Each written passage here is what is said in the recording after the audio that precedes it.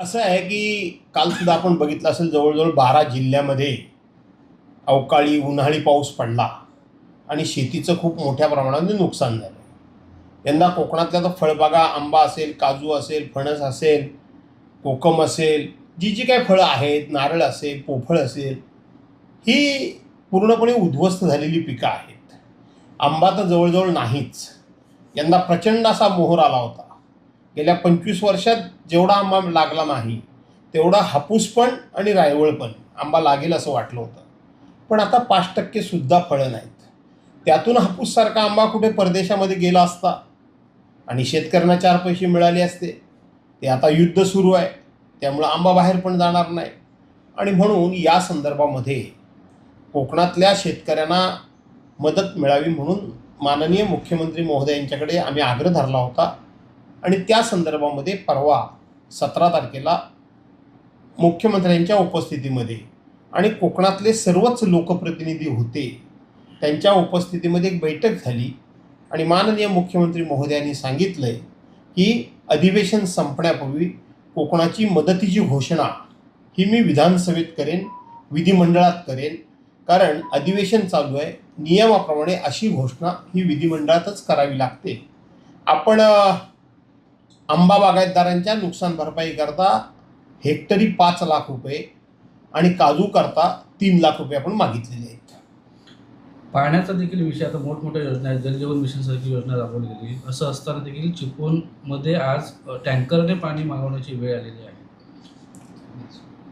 चिपळूणमध्ये वास्तविक टँकरने पाणी मागवण्याची वेळ येता कामा नये, परंतु पाणी मागवण्याची वेळ आलेली आहे. फार जलजीवन मिशन योजनेचा गाजावाजा करून आजपर्यंत ह्या देशामध्ये जणू काही पाणी योजना झाल्याच नाहीत, परंतु नरेंद्र मोदींचं खूप मोठा ड्रीम प्रोजेक्ट म्हणून गाजावाजा केला आणि आज राज्यामध्ये या सगळ्या योजना 25% सुद्धा झालेल्या नाहीत. हे आम्ही म्हणतो म्हणून नाही, तर हे शेवटी राज्याच्या मुख्यमंत्र्यांनी सुद्धा फ्लोअरवर कबूल केलं आणि पाणी पुरवठा मंत्र्यांनी सुद्धा कबूल केलं. आता ह्या सगळ्याला जवळजवळ 44,000 कोटी रुपये लागणार आहेत. वास्तविक ही केंद्र सरकारची जबाबदारी आहे आणि केंद्र सरकार कळवून मोकळं झालं आहे की आम्ही एकही रुपया आता देणार नाही. आणि राज्य सरकार असं म्हणतं की आम्ही आता आमच्या निधीतून करू. राज्याची आर्थिक स्थिती काय हे आपल्याला माहिती आहे. राज्य 11 लाख आणि 2,000 कोटीच्या कर्जामध्ये बुडालेलं आहे. त्यामुळं राज्य सरकार आता ह्या पाणी योजना कसं करणार हे पाहावं लागेल. परंतु तूर्त तरी मी सांगतो की ह्या जलजीवन मिशन योजनेचा पुरता बोजवारा उडालेला आहे, तो सावरणं कठीण आहे. लोटे MIDCतली जी लक्ष्मी ऑर्गॅनिक कंपनी आहे त्याच्याबद्दल आज जवळपास 3-4 महिने सगळा वादंग सुरू आहे. असं असताना विधान भवनामध्ये देखील सांगितलं गेलं की त्या कंपनीमधलं कुठल्याही प्रकारचं पाणी हे बाहेर जात नाही. असं असताना काल लोट्यातल्या ग्रामस्थांनी तिथे एक टँकर पकडला आहे, जो तिथल्या CETBमध्ये सोडला. असे 5 टँकर त्या CETBमध्ये खाली गेले. आता एक टँकर लोकांनी पकडून ठेवलेला आहे. याबद्दल कंपनी कुठल्या पद्धतीचं बोलत नाही.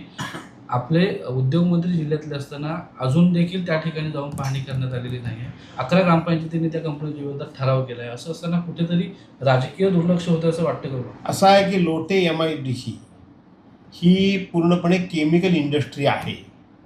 संपूर्ण लोटे MIDCमध्ये जे काही प्रोडक्शन निघतं आहे ते जवळजवळ विनाशकारी आहे. ते जवळजवळ लोकांच्या जीवाशी जीवनाशी खेळणार आहे. पण त्यातल्या त्यात लक्ष्मी ऑर्गॅनिक कंपनीच्याबद्दल खूप मोठ्या प्रमाणामध्ये चर्चा सुरू आहे. त्यांनी ती इटालीमधून कशी कंपनी आणली, तिथलं प्रोडक्शन कसं बंद केलं, ते किती घातक आहे वगैरे वगैरे वगैरे ह्या गोष्टी आम्हीसुद्धा ऐकल्या आहेत, आम्हीसुद्धा वाचल्या आहेत.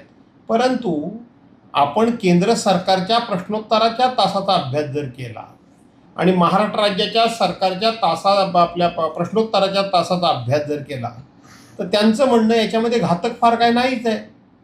आणि कायद्यानं आणि नियमानं त्यांनी त्या कंपनीनं सगळ्या गोष्टींची पाळणूक केलेली आहे. त्यांनी जे जे कायदेशीर आणि पर्यावरण आणि प्रदूषणाला म्हणजे पूरक अशा प्रकारच्या ज्या गोष्टी कराव्या लागतील त्या केलेल्या, तसं सरकारचं म्हणणं आहे.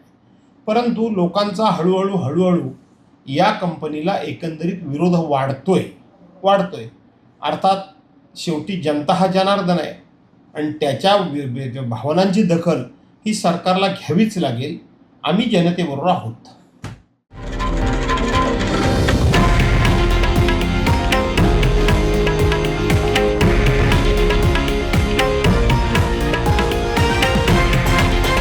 हे आहे देशातील नंबर 1 न्यूज नेटवर्क आणि आपण पाहत आहात TV9 मराठी, एकमेव.